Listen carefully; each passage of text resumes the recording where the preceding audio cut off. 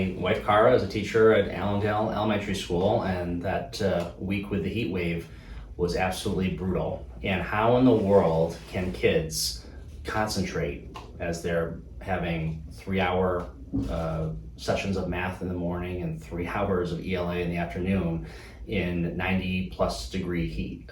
So it's completely unacceptable. It's not like that in other communities. There is actually air conditioning in other schools and in other districts. So that's something that we definitely have to prioritize. And the Taconic High School, with that AC not working, that has been a surprise to a lot of people, I'm sure, to hear that. That's completely unacceptable, and I think we really should look at the contractor and see what we have as far as a recourse, because that is a brand new school. So so that's totally unacceptable. Looking at deferred maintenance in the city of Pittsfield, absolutely. I think overall, that's one thing that we have to budget for. I think that's one thing that this administration actually has done a little bit more of. So I'll credit Linda Tyre for that, putting those dollars up front a little bit more. But we have to take the long, hard look at our schools in general. So I know that the school committee is looking at the long term as far as the infrastructure of the schools and how many schools we're going to have, particularly in our middle schools. What are we going to do with our middle schools as far as, is it still going to remain 6, 7, 8? And also the elementary schools. Is Morningside, as it is, viable with an open classroom? Is Conti viable as an open classroom? So I want to engage in that conversation, and when we go through that process, there should be perhaps even a new school built or other new infrastructure that will come out of that. We have to work with the state, clearly where 2/3 of funding can come from for a new school project. So that has to be on the horizon, but I want to engage in that process.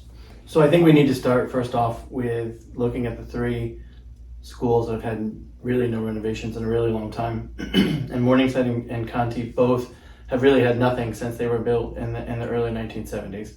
So, an emphasis on Morningside and Westside, and it's a shame that both of those schools also happen to be in the underprivileged neighborhoods of the city, and they need attention along with Pittsfield High School. But I think our bigger picture is, we have Hibbert School, and we have this wonderful building that we're using for storage. Why don't we unload that building and provide it to a local developer who can develop housing, and we can get the property back on to the tax rolls. Deferred maintenance, I think, in the city of Pittsfield has been something that's been going on for the last 30+ years. Look at City Hall. We can't use the basement, so we outsource and we put people at 100 North. Look at the police station. We've been talking for 20 years that we need a new police station. We've been talking for 20 years that the police station needs to be either rebuilt or renovated. It's time to stop talking. It's time to start doing the work. We moved some of the police department over to the old town hall. The city has to really engage and create a infrastructure plan similar to what we did with the pavement management plan. But once we create those plans, we need to make sure that we stick to them. And this year, doing $7.5 million worth of road work is an anomaly for the city, and we need to do more of that along with our buildings.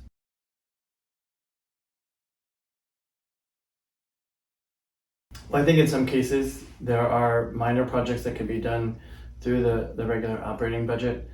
A lot of our projects are going to need to borrow, and we're going to need to do them. But I think as we have the conversation, and whether we do the project today or we do the project 20 years from now, it's still going to be how do we fund it, and we're going to be talking about the tax bill that we're providing to residents. And the most recent example that we can talk about is the sewer treatment plant that we knew for 20 years it needed to have improvements done to them, and each year we put them off. Well, the project came in at about $52 million. If we had done it 20 years ago, would it have been $10 million? And I can't predict what a project's going to be 20 years from now, but I know it's going to be more than it is today. And so the mindset of putting it off because we don't have the money, we have to get creative and find ways.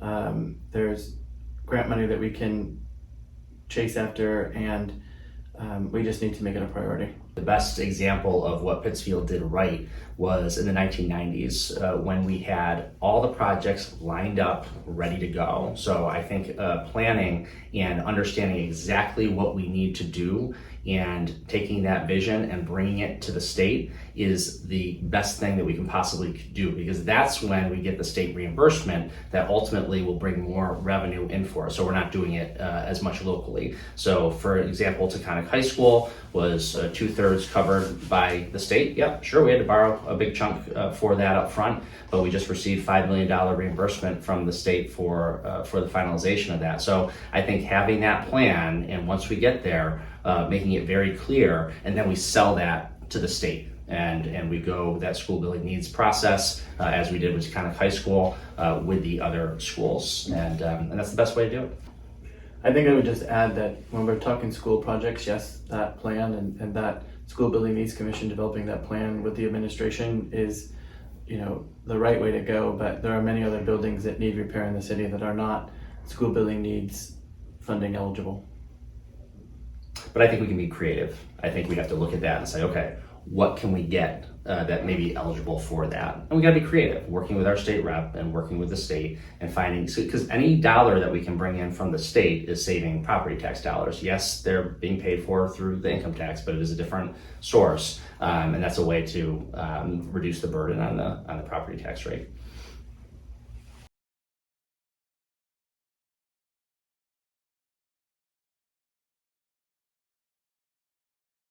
Yeah, it absolutely is a problem.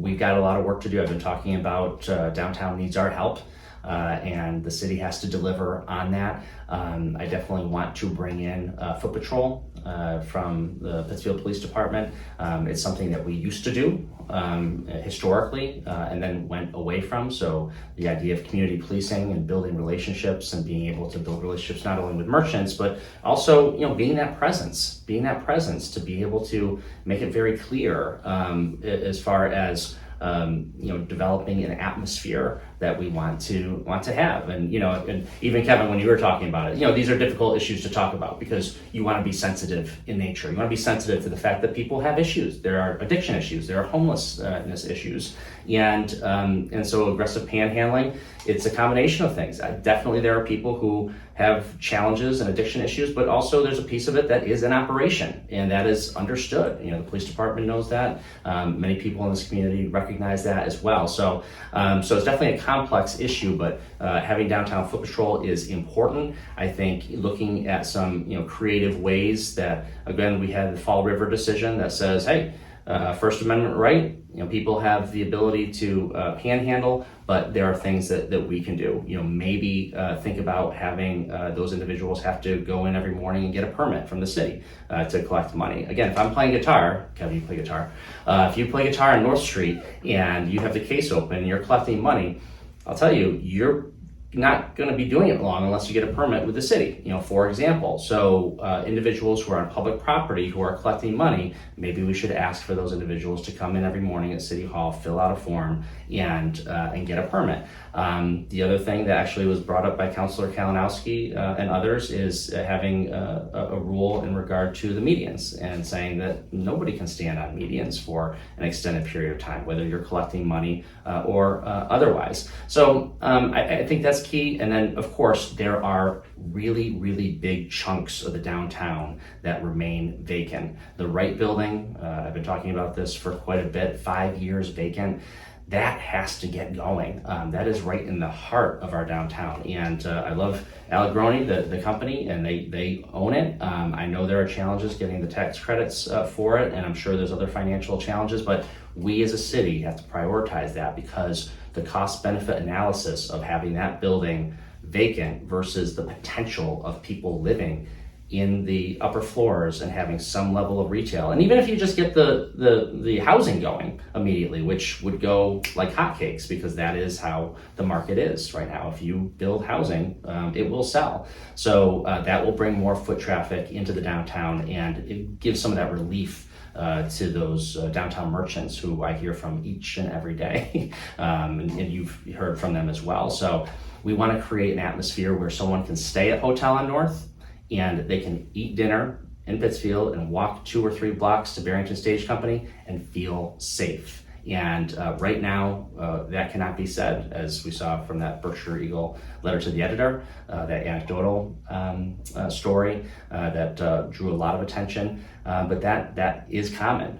So right now, downtown merchants, if you stay downtown at a hotel and you have to go to Barrington Stage Company for a show, a lot of times people are being offered to go to Lenox to have dinner and come back for the show, or drive somewhere else and not walk but drive. That's not right, and that's not good. So those are the things we have to address, and starting with downtown football. I would agree, it's definitely a problem. We've been talking about it in the campaign trail. I think where we differ is boots on the ground with police versus boots on the ground with the social service agencies being able to provide the help that the individuals that we're talking about. And it's a very delicate conversation to have, but we can go and we can round everyone up that's on North Street that doesn't belong there and is displaying behavior that we don't approve of, but where are we going to put them, right? So you arrest them all today, and then they're back on the street again tomorrow. So exactly, how are we going to do that? And, Councilor Kalinowski talked about, putting police presence, and if the officer stands next to you, they're going to move to the next block. Well, I'm looking to solve problems. I'm not looking to push the problems down to the next block or to the next street, and we need to really kind of focus on those. When it comes down to it, we've talked about this enough times, and in conversations that I had with both the police chief and the DA, I did submit a petition that we'll be hearing at the October Ordinance and Rules meeting about creating an ordinance banning folks from standing on the medians for public safety. And so we need to be very cautious as how we create that ordinance, because if in any way, shape, or form it's referring to issues other than public safety, we are probably going to have troubles when we're challenged into courts. So we need to do that, but at the same time, as we're developing that ordinance, we're going to need to develop a plan, because I think there are 2 types of people who are on North Street panhandling, and there truly is those that need it and those that are homeless and that they're looking for help, but there clearly is a organization that knows what they're doing, and they have their street corners, and they have their shifts, if you will, and we just need to make sure that when the ordinance is passed, it doesn't mean that it boils over in front of Hotel on North on a regular basis, and in front of all the different shops and restaurants that we have downtown. Peter, you were talking about a difference between your campaigns. Is you hear John saying one thing about what is needed from a policing standpoint, and you feel like it needs a social services approach. Does that mean that you're going to be committing to increasing the budget for hiring social workers for Pittsfield, or are you going to be, providing that money to other organizations that are already doing this kind of work? So one of the things that we talked about in the campaign is that one of the first things that I'll do is create a mental health substance use disorder task force to bring all the agencies together, and let's make sure that all the agencies that are doing the work, we're not overlapping on issues, or we don't have a gap where one of the agencies thinks the other agency is taking care of it. Let's make sure that we're doing this. And I think the city's made a commitment to hiring additional social workers to change the philosophy of policing in general, and that will be something that will be done in my administration, of adding some additional social workers, so we can work with the Breen Center, but we can also have some of our own, so that we can have first responders and social workers able to go on calls with police when needed.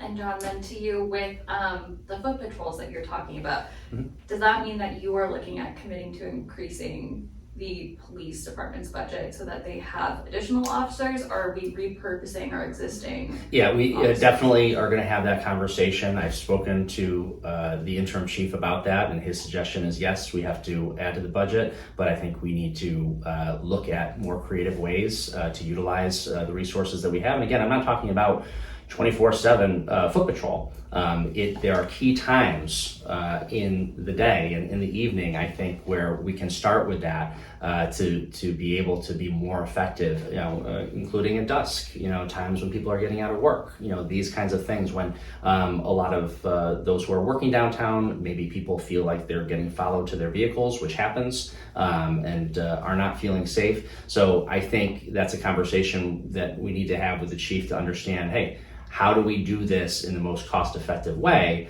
So if it means adding some, I'm certainly open to that as far as the budget. But also as it relates to the social worker side of things, I really do think we have to re-engage the Pittsfield Police Department with the Breen Center. We have to look at an agency that it's their expertise.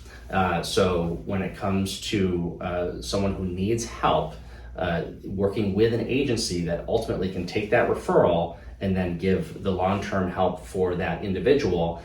So I think working very closely with the Breen Center, which again, the Pittsfield Police Department is not, as I understand it, working in the same model that they did before. So I'd like to re-engage with that and also work with all the agencies to understand how do we pay those frontline workers a wage that keeps them there, because the rampant turnover for those positions is one of the major issues. So there's a friend of mine who's a social worker at the Breen Center. She says, John, there are 2 of us, there should be 14 because the turnover is so high. So, having these wages that are so low is something we have to reform. And yes, we can look for more reimbursement for mass health, that sort of thing on the big picture. But how, on the short term, can we get people who are paid the wage that is going to make them stay longer? And I think if we have conversations with the Breen Center and other agencies, staffing is the number one priority. And so the city needs to step up in one way, shape, or form, because if the Breen Center can't handle what they're tasked with today, asking them to take on additional responsibilities is going to be hard for them. So it's got to be a collaborative effort, but the city's got to take a major role. Yeah, I guess my point is I'm not interested in adding more social workers to the city's budget. And I guess that's the difference there, because I think if we're able to, it's more efficient if we're working with an agency that ultimately can take those referrals and bring them to a place where they're getting continuing care, individuals who need that care within an agency that hopefully is functioning the way that we want it to.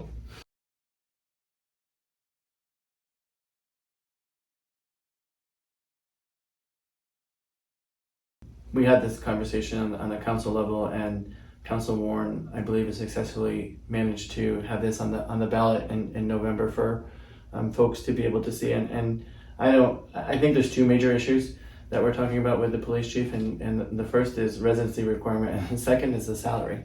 The city council is ordinance and rules has kind of had those conversations. For me, I think that we could open it up to a certain mile radius, say a 15-mile radius from within Pittsfield, because you'd want the chief to be able to be here. If there's a major disaster, you want both your police and fire chief in the city. And so that's kind of my thought process, and I would defer to wait and see what the voters say in November. I think that, one of my concerns about a ballot question is if they come back overwhelmingly and say, yes, there must be a residency requirement, you don't have that wiggle room. If they come back and say no, then you've got some wiggle room in what you want to do with it. But I think more importantly, as we talk about the next chief, is talking about the criteria of which we're looking for in a chief. And I think that really starts with the philosophy of community policing and changing the face of the PD as we see it today. I believe there should be a residency requirement for both of those positions. I think having the police chief and the fire chief live in Pittsfield and Pittsfield proper, I think is really important. I think that's something that it shows not only commitment but presence there. And so if you are looking to provide safety to a community, then you should be living in that community as a piece of it. So I believe in the residency requirement.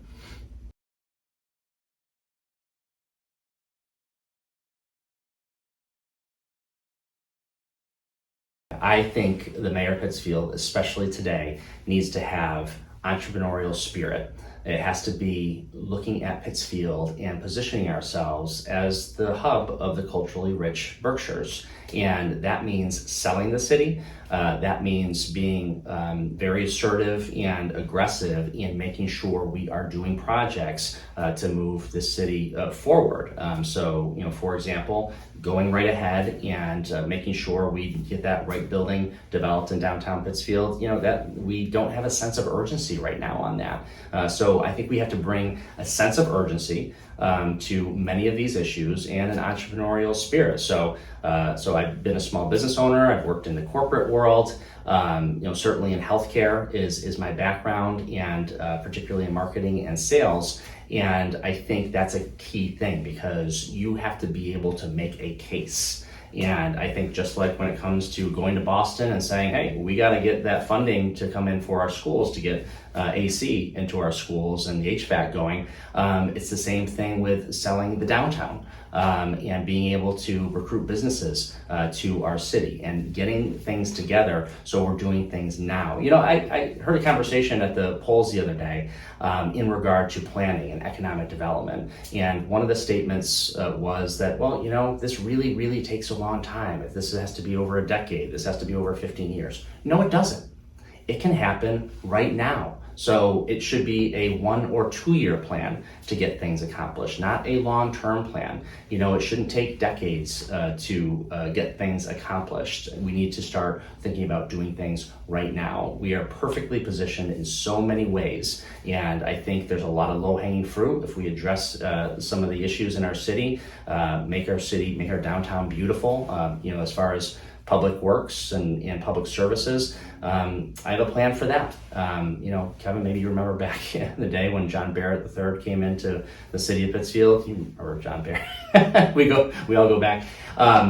It was amazing because we completely changed the complexion of public works at that time, and people were really, really happy about it. So I have a plan to bring that back, that culture, back to public services, because that will make a big, big difference in the way people feel about the city. People, when they're paying high taxes, and they are, we know it, they want to see something in return, and it's the big stuff, but it's also those little things. And so public works and public services, we need to be more business friendly. In the first 45 days, I want to go into the building inspector's office and really change the culture of that to be able to get things accomplished, as opposed to putting up roadblocks. That's the reputation in our city. So why a lot of contractors don't do work in Pittsfield. So these are things that we've identified, and again, not a 10-year plan.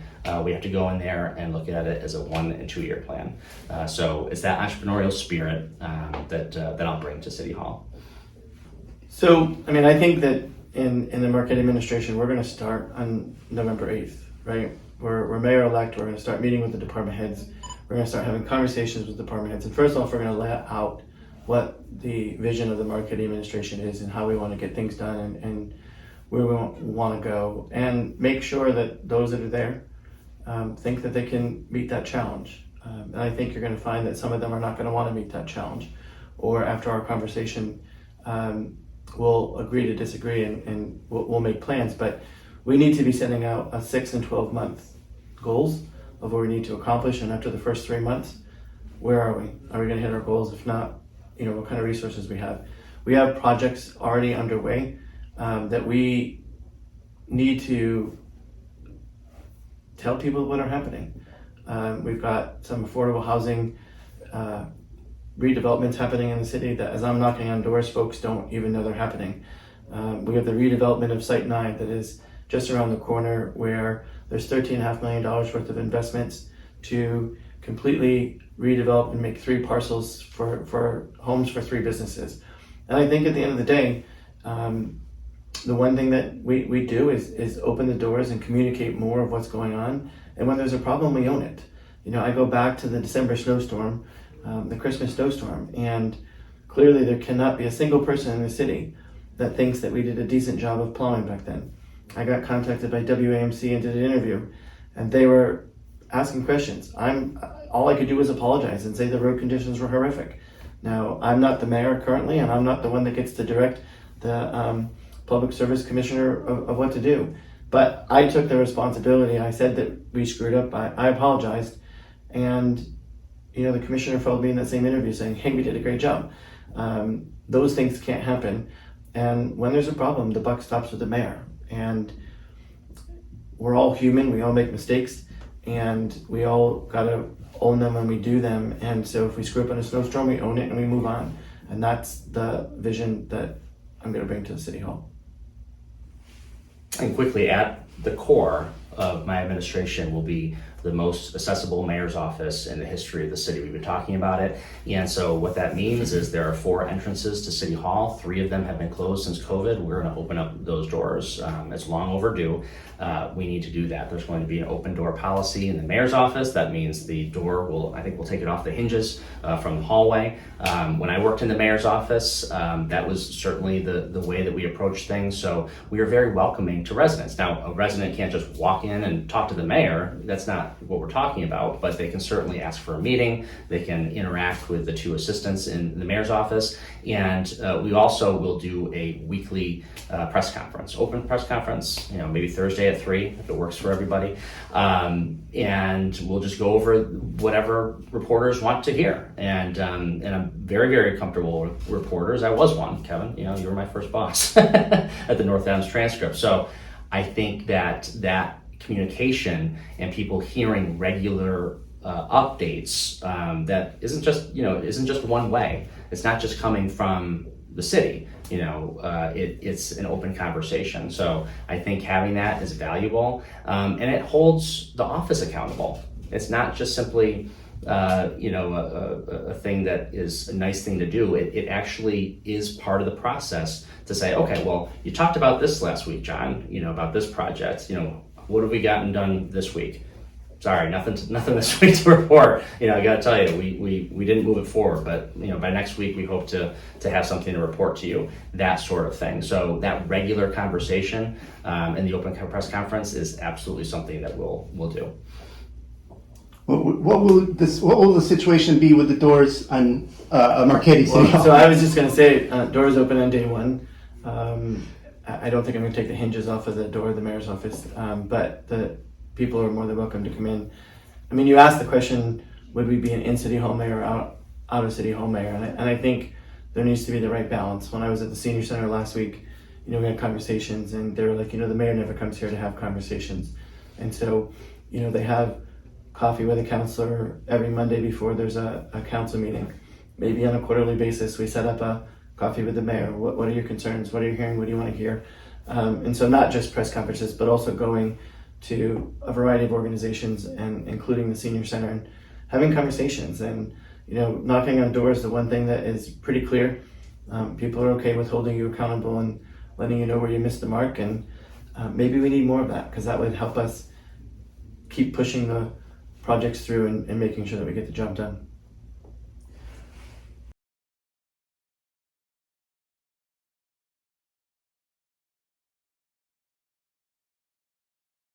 So I think it's the same approach that I've been using with people all along, and that is my 35 years of private industry experience. That is my community service, and I think that folks just need to know that you're willing to listen. And I think the most interesting thing about being city council president is, unless you choose to step out of the chair, you really don't have an opportunity to debate on some of the issues. So in many cases, I'm doing door-to-door. Folks are like, hey, how do you feel about this? We don't really hear from you. And there's a reason that they don't. And so it's continuing the same message, and convincing them that a vote for me is leadership you can trust, experience you can count on, and dedication that's already proven. Yeah, I don't think any resident has any problem knowing how I stand on issues. That's always been the history. When it comes to the election on Tuesday, that 15%, there was a majority of people who voted on Tuesday who voted for change, that they're not happy with the status quo, that they're not happy with the stagnation, they're not happy with the lack of effectiveness in public services, the downtown needs our help. All these issues, taxes are through the roof, and we haven't talked about that, but I think that is something that we're hearing from residents all across the board. And it's not just seniors on fixed income, it's also individuals who are working families. It's a struggle, and I'm a working family with my household, and the taxes are challenging for a lot of people. So we have to find ways to find some relief there. that's what I'm hearing from people, and I think part of that 15% of those individuals who voted for Councilor Kalinowski, that is the case. But we had such a minuscule turnout on Tuesday. There are so many people out there who I heard from the day after that was like, "We're with you, John, but we didn't vote yesterday." And there are people who say, "Well, we only vote, quote unquote, when it counts." Obviously, I don't like to hear that. But there is a big swath of voters, and I think a lot of them are working families, moms and dads, and they're busy. They have fall ball that they're coaching and bringing their kids to, and they're picking their kids up from school and all that, and they didn't get to vote on Tuesday, or they didn't prioritize it. So I think that is a other huge part of this city, is those individuals who they didn't get out there. They're very busy, but they are our families. They're our moms and dads, and I think that's a big part of it. And I think those individuals want to see a community where they can raise their children and feel that one day those children may grow up and want to live in Pittsfield. And that is not the place where we are right now. We still hear from a lot of people who say, what? The best thing for my kids to do is grow up and go elsewhere. So we want to create an atmosphere that allows families to be able to grow and be and thrive in our communities. And some of that is even just doing things to have more fun things to do for families, for example, which I think is also a part of economic development that is overlooked. So how do we make the quality of life better for our young families and for our seniors and people of all ages? And some of that is just fun things to do. So yes, jobs are important, core economic development, those kinds of things, yes, absolutely. But what is there to do here that's really fun, other than the museums and those types of things? I think we can offer a broader mix to young families and growing families. So, for example, my friend Melissa Fawcett, she created Ready Set Play after she created Ready Set Learn. To my understanding, I don't think she got any financing from a bank for that, but they invested in it, and it has been wildly successful because families are looking for those kinds of fun things to do. So I think we can do some more of those things. And if we're able to give a little seed money for it, for an operation that is sustainable, that makes a lot of sense. So those are the things that I'll be thinking about prioritizing, not just the traditional economic development aspects, but also those things that enhance the quality of life. Do you like anything to add or subtract? I'll just simply say, it's pretty interesting that the status quo keeps proposing things that we're going to do to move the city forward. So I don't think the status quo comments are valid. And if we want to talk about what we've done in the past and in the past and the past, I'm looking to the future. I've been proposing ideas of what we're going to do moving forward, and that's what I'm going to continue to do. Anything to add or subtract? The city's looking for change, absolutely.